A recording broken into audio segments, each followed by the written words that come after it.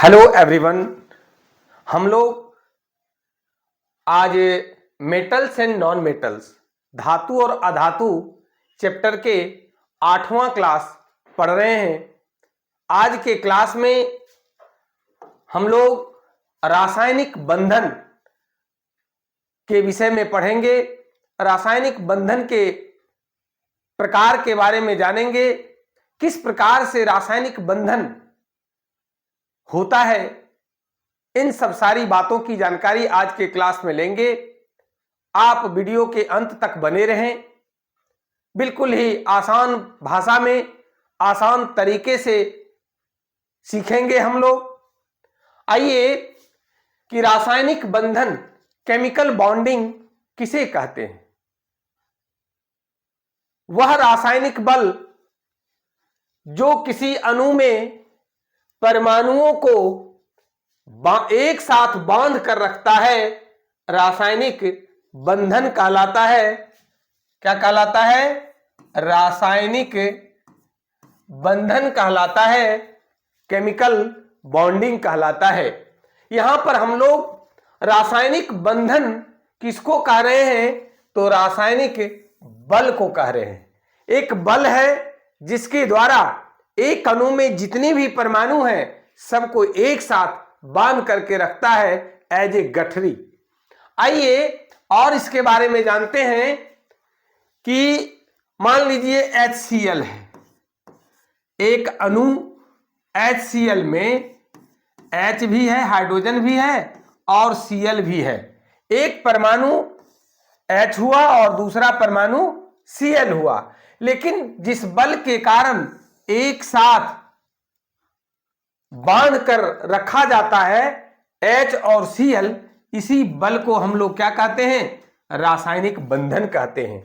अगर CH4 हम लोग लेते हैं, एक अणु CH4, एक अणु मेथेन में कार्बन के एक परमाणु, हाइड्रोजन के 4 परमाणु। कितना परमाणु है? 4 परमाणु।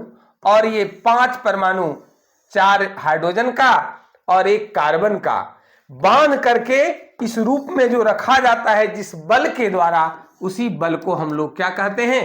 रासायनिक बंधन कहते हैं, केमिकल बॉन्डिंग कहते हैं। अब एक सवाल उठता है कि रासायनिक बंधन क्यों होता है, एक साथ क्यों रखा जाता है? तो रासायनिक बंधन की जो क्रिया है ये 2 तरीके से होती है, उस पर भी हम लोग बात करेंगे। एक चीज और जानेंगे कि रासायनिक बंधन क्यों होता है। देखिए, प्रकृति में छोटा कण से लेकर के बड़ा पिंड तक सबका यह गुण होता है और विशेषता होती है कि सब चाहता है कि हम स्थायित्व की प्राप्ति करें, स्टेबल हो जाए। और इसी स्टेबिलिटी को प्राप्त करने के लिए तत्व के परमाणु रासायनिक बंधन करते हैं, केमिकल बॉन्डिंग करते हैं। और ये केमिकल बॉन्डिंग 2 तरह से होता है। एक है इलेक्ट्रॉनों का स्थानांतरण के द्वारा और दूसरा है इलेक्ट्रॉन का साझा करके। आइए उसको देखते हैं हम लोग। एक है कि इलेक्ट्रॉन के स्थानांतरण करके, स्थानांतरण द्वारा। अब ये जो इलेक्ट्रॉन का स्थानांतरण होता है वो 2 तरह के होता है। एक इलेक्ट्रॉन का त्याग करता है तो दूसरा ग्रहण करता है। क्यों करता है त्याग, क्यों करता है ग्रहण? तो अभी हम लोग चर्चा कर रहे थे कि अस्थायित्व की प्राप्ति करने के लिए, स्टेबल होने के लिए, कोई भी तत्व के परमाणु अगर उसके बाह्यतम कक्षा में 2 इलेक्ट्रॉन हो जाए या 8 इलेक्ट्रॉन हो जाए, एक सिर्फ ये हीलियम के केसेस में होता है और उसके नजदीक वाला में होता है, और 8 इलेक्ट्रॉन, 2 इलेक्ट्रॉन या 8 इलेक्ट्रॉन बाह्यतम कक्षा में संयोजी कक्षा में आउटर मोस्ट ऑर्बिट में होने के लिए क्या करता है, इलेक्ट्रॉन का त्याग भी करता है कोई और कोई ग्रहण करता है। इस पर बात आगे हम लोग डिटेल में जानेंगे। तो इलेक्ट्रॉन का स्थानांतरण क्यों करते हैं? अस्थायित्व की प्राप्ति के लिए, डुएट या ऑक्टेट फॉर्मेशन के लिए, द्वियक या अष्टक निर्माण करने के लिए, उस पर भी बात होगी। और दूसरा है इलेक्ट्रॉन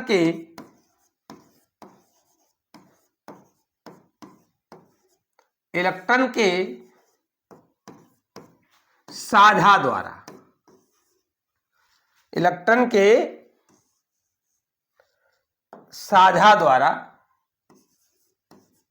शेयरिंग ऑफ इलेक्ट्रॉन, यानी शेयरिंग क्या हुआ, मान लीजिए 20,000 रुपया का अगर हो जाए व्यवस्था तो कोई धंधा हम कर सकते हैं, कोई काम कर सकते हैं, कोई बिजनेस व्यापार कर सकते हैं।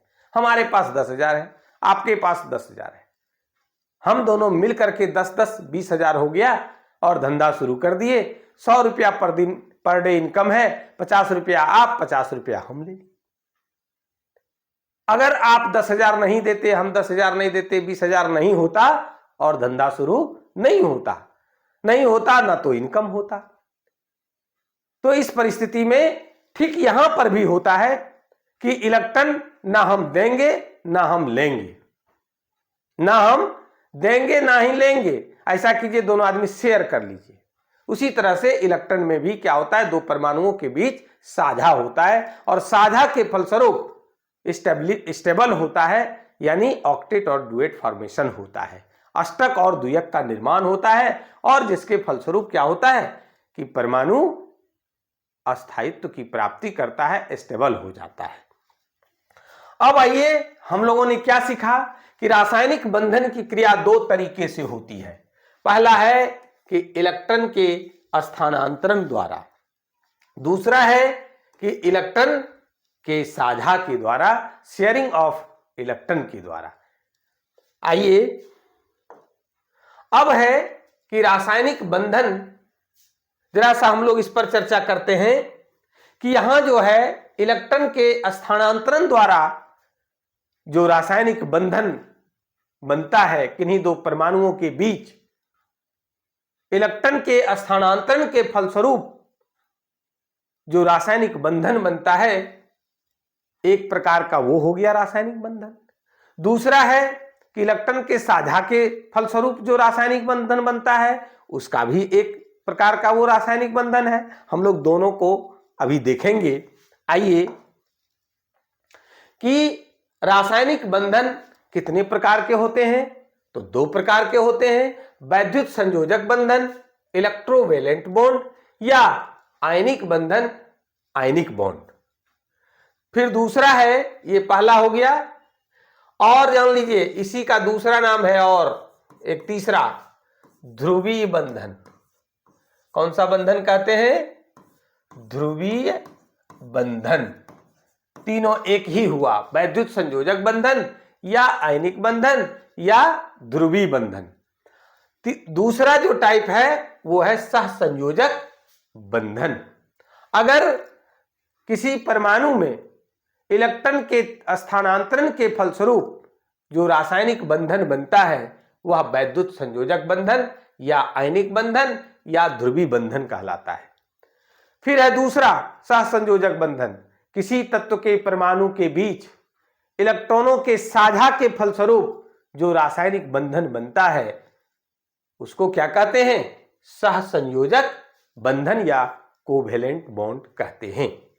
आगे आइए देखते हैं, वैद्युत संयोजक बंधन या आयनिक बंधन या ध्रुवीय बंधन, या ध्रुवीय बंधन किसे कहते हैं? अभी हम लोगों ने चर्चा किया कि दो परमाणुओं के बीच एक परमाणु से दूसरे परमाणु में एक या अधिक इलेक्ट्रॉन के स्थानांतरण के फलस्वरूप, अभी हम लोग चर्चा कर रहे थे कि स्थानांतरण के फलस्वरूप बने रासायनिक बंधन को वैद्युत संयोजक बंधन या आयनिक बंधन या ध्रुवीय बंधन कहते हैं, पोलर बॉन्ड कहते हैं। अभी हम लोग चर्चा कर रहे थे कि दो तरह से जो है रासायनिक बंधन होता है, एक इलेक्ट्रॉन के स्थानांतरण के फलस्वरूप होता है और दूसरा शेयरिंग ऑफ इलेक्ट्रॉन होता है। तो यहां हम लोग देखेंगे अभी विभिन्न उदाहरणों के माध्यम से कि किस प्रकार से दो परमाणुओं के बीच एक परमाणु से दूसरे परमाणु में एक या अधिक इलेक्ट्रॉनों का स्थानांतरण होता है और स्थानांतरण के फलस्वरूप जो रासायनिक बंधन बनता है उस रासायनिक बंधन को वैद्युत संयोजक बंधन या आयनिक बंधन या ध्रुवीय बंधन कहते हैं। आइए देखते हैं सोडियम क्लोराइड NaCl, ये एक आयनिक यौगिक है, वैद्युत संयोजक यौगिक है और इसमें जो बंधन बनता है वो वैद्युत संयोजक बंधन बनता है, आयनिक बंधन बनता है और इसमें इलेक्ट्रॉन का स्थानांतरण होता है, ट्रांसफर ऑफ इलेक्ट्रॉन होता है। आइए सोडियम क्लोराइड का सूत्र होता है NaCl। इसमें दो परमाणु है, एक है Na जिसमें कि इलेक्ट्रॉन का जो संख्या होता है वो 11 होता है और इसका इलेक्ट्रॉनिक विन्यास 281 होता है।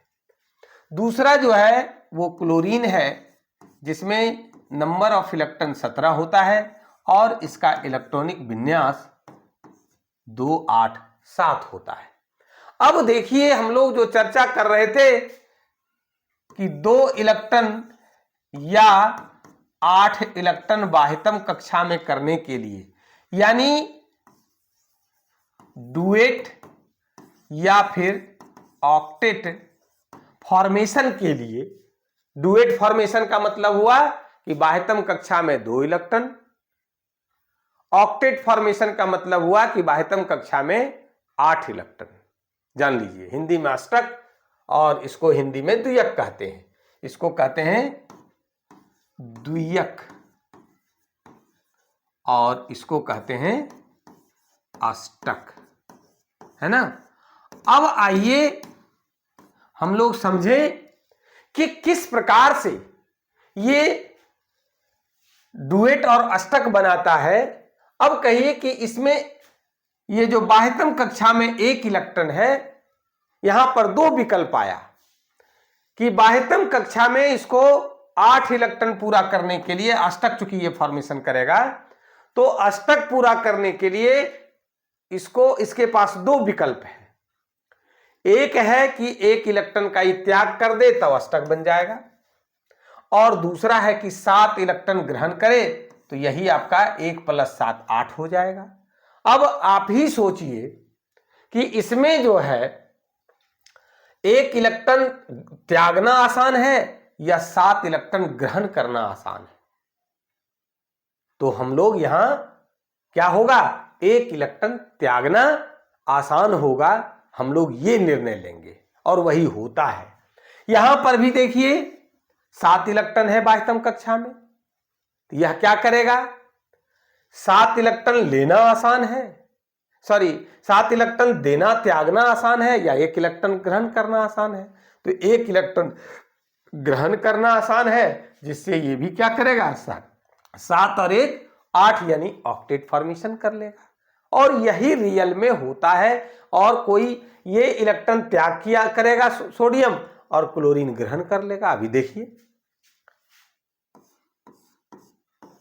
ये क्या है, सोडियम 1 इलेक्ट्रॉन, देखिए ये सब जो भी त्यागता है या ग्रहण करता है या रासायनिक अभिक्रिया में जो भाग लेता है वो कौन लेता है भाग, कौन सा इलेक्ट्रॉन भाग लेता है, संयोजी इलेक्ट्रॉन भाग लेता है, चूंकि वो एक्टिव होता है, जो आउटर मोस्ट ऑर्बिट में इलेक्ट्रॉन प्रेजेंट होता है। तो यहां देखिए 1 इलेक्ट्रॉन है किसका, सोडियम का, ये क्लोरीन के साथ रासायनिक अभिक्रिया कर रहा है ना। 1 इलेक्ट्रॉन 2 3 4 5 6 7 है ना, 7 इलेक्ट्रॉन हो गया। 1 इलेक्ट्रॉन क्या करता है, स्थानांतरण कर देता है, इसको दे देता है। देने के बाद क्या होता है, देखिए कि Na+ और Cl 1 2 3 4 5 6 और एक इसके पास पहले से है। अब एक इलेक्ट्रॉन जो लिया किसका, सोडियम का, इसलिए ये क्या करता है, इस पर माइनस चार्ज हो जाता है। इसी को हम लोग कैसे लिख सकते हैं, Na प्लस Cl माइनस, है ना, या NaCl, है ना। इस तरह से इलेक्ट्रॉन के स्थानांतरण के फलस्वरूप, ट्रांसफर ऑफ इलेक्ट्रॉन के फलस्वरूप क्या बनता है, NaCl बनता है। कोई अगर दिक्कत हो आप हमें कमेंट कर जरूर बताएंगे। आइए और आगे का उदाहरण के माध्यम से समझते हैं। कैल्शियम ऑक्साइड का बनना, अगला जो उदाहरण है वो कैल्शियम ऑक्साइड है। इसमें भी दो परमाणु है, कैल्शियम और ऑक्सीजन। कैल्शियम का परमाणु संख्या 20, इसमें नंबर ऑफ इलेक्ट्रॉन कितना, 20। इसका जो इलेक्ट्रॉनिक विन्यास होता है वो 2 8 8 2। ऑक्सीजन का 8 2 और 6। अब देखिए ये 2 त्याग देगा, ये 2 ग्रहण कर लेगा, इसका भी ऑक्टेट फॉर्मेशन हो जाएगा, इसका भी ऑक्टेट फॉर्मेशन हो जाएगा और दोनों क्या होगा, स्टेबल हो जाएगा। Calcium 2 electron plus oxygen 6 electron, ये क्या करता है, इसको दे दिया, ये क्या करता है, इसको दे दिया, ट्रांसफर कर दिया, त्याग दिया, ये ग्रहण कर लिया। बनता क्या है, Ca प्लस प्लस ऑक्सीजन 2, देखिए पहले से ये है 6 और 2 जो दिया वो ले लिया, इस पर क्या चार्ज हो गया, माइनस माइनस, है ना। या इसी को हम लोग क्या लिख सकते हैं, Ca plus plus O minus minus, या CaO कैल्शियम ऑक्साइड। क्या हो गया, कैल्शियम ऑक्साइड। और हम आगे के उदाहरण के माध्यम से इसको समझने का प्रयास करते हैं। सोडियम मोनोऑक्साइड, क्या है, सोडियम मोनोऑक्साइड। इसमें भी देखिए एक परमाणु यानी 2 परमाणु सोडियम का है, इसमें इलेक्ट्रॉन 11, इसका इलेक्ट्रॉनिक विन्यास 2 8 1। ऑक्सीजन का भी हम लोगों ने देखा 8 2 और 6। अब देखिए क्या होता है, किस प्रकार से सोडियम का 2 परमाणु 2 इलेक्ट्रॉन एक एक यानी 2 इलेक्ट्रॉन का स्थानांतरण करेगा और 2 इलेक्ट्रॉन ऑक्सीजन ग्रहण कर लेगा, है ना, और सोडियम मोनोऑक्साइड का फॉर्मेशन होता है ना। अब देखिए कि सोडियम कितना, 2 सोडियम है, 1 इलेक्ट्रॉन इसके पास, 1 इलेक्ट्रॉन इसके पास, 1 ऑक्सीजन है जिसके पास बाह्यतम कक्षा में कितना इलेक्ट्रॉन, तो 6 इलेक्ट्रॉन है, देख लीजिए। इसके बाह्यतम कक्षा में 1 इलेक्ट्रॉन, ये 1 इलेक्ट्रॉन इसको दे दिया, अपने ऑक्टेट पूरा कर लिया, ये भी दे दिया किसको, ऑक्सीजन को, ये भी ऑक्टेट पूरा कर लिया, और ये 2 ग्रहण करके अपना ये भी ऑक्टेट फॉर्मेशन कर लिया, अष्टक बना लिया। किस प्रकार से, इसको देख लीजिए, Na2 प्लस O 1 2 3 4 5 6 और 2 इलेक्ट्रॉन ग्रहण किया, है ना, दोनों सोडियम परमाणु से। अब ये क्या हो गया, ऑक्टेट फॉर्मेशन तो किया, लेकिन कर्जा लेकर के माइनस धन ऋण आयन इस पर है।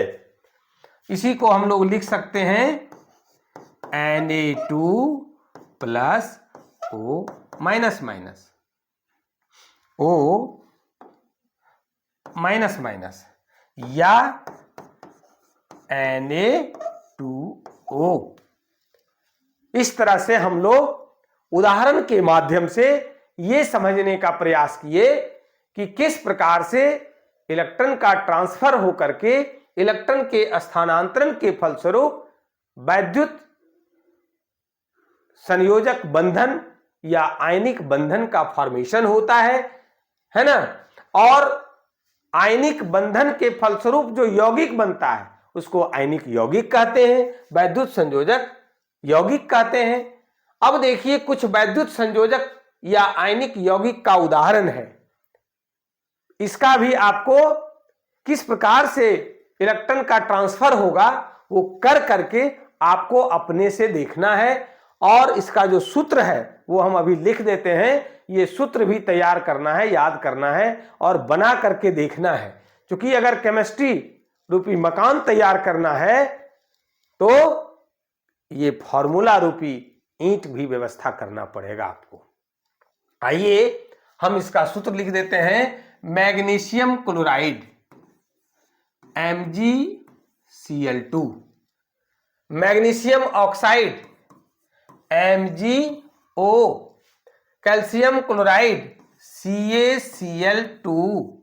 ध्यान रखिएगा, जो हम कैपिटल लेटर का जिसका इस्तेमाल कर रहे हैं आप भी करिएगा, जो स्मॉल कर रहे हैं स्मॉल कीजिएगा, नीचे अगर 2 लिख रहे हैं तो नीचे लिखिएगा, है ना, क्योंकि सबका सिंबल है। Calcium oxide CaO, ammonium chloride NH4Cl, ammonium sulphate NH4 है ना, इसको क्या पढ़ेंगे NH4 बेरियम क्लोराइड BaCl2। इस तरह से आज के क्लास में हम लोगों ने क्या सीखा कि रासायनिक बंधन क्या है, रासायनिक बंधन कितने तरीके से होता है, रासायनिक बंधन कितने प्रकार के होते हैं, और उसमें आयनिक बंधन जो है, वैद्युत संयोजक बंधन जो है वो क्या है। उदाहरण के माध्यम से हम लोग ये भी समझे कि वैद्युत संयोजक बंधन बनता तो किस प्रकार से बनता है, और उसके कुछ उदाहरण वैद्युत संयोजक यौगिक के, है ना। अब आगे के क्लास में हम लोग वैद्युत संयोजक यौगिक की विशेषताएं और सहसंयोजक बंधन क्या है, इन सब सारी चीजों का अध्ययन करेंगे। आज के क्लास में बस इतना ही। धन्यवाद।